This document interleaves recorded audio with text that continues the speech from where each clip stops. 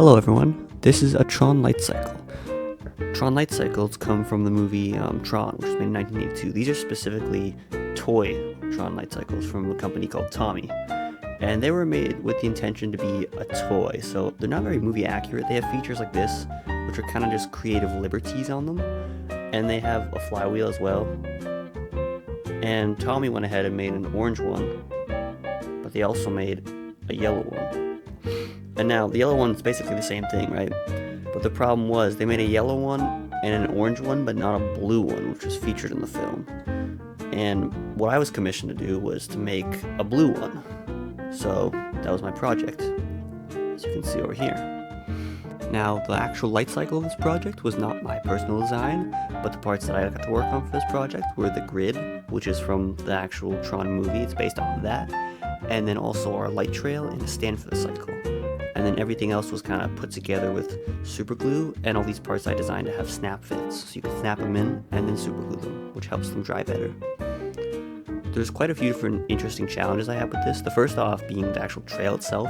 So you had your wheel, which was a specific diameter, which I knew, and then making kind of like a little outline to match it was quite difficult. So I started off with this one, which was pretty tight fit, didn't exactly go on. The idea worked, it wasn't the right size. So later on, I increased the diameter to 59 millimeters, roughly. That was with the blue one, which is the test color I wanted to do, and much bigger, so it worked well on the wheel. So I took that design, I shrunk the bottom, and I added a little bevel to the top, and now as you can see, it's what I used on the actual cycle, just extruded a bit.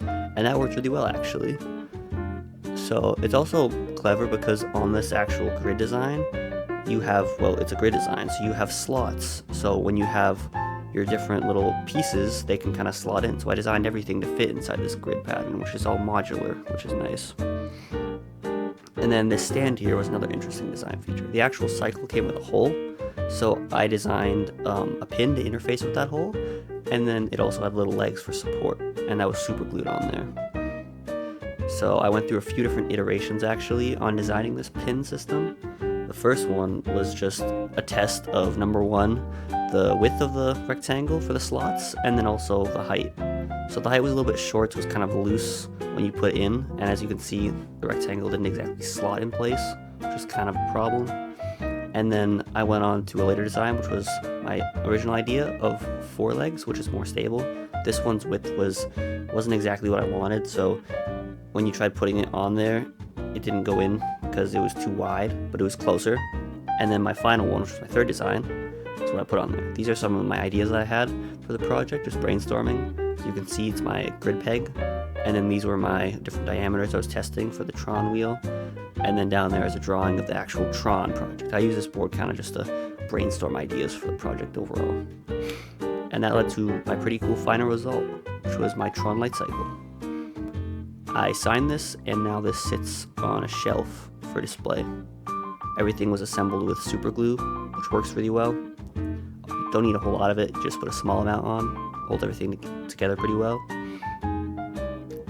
And overall, I would say looks pretty good for someone who didn't really know CAD software and kind of just learned it along the way.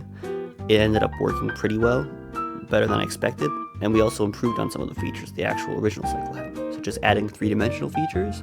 In this case, these are the hubcaps, whereas the Toy Tommy one just kind of had stickers to save from the cost of making bonus features on them. And overall, our cycle is just more movie accurate, and it's more built to scale with actual figures, which is pretty cool.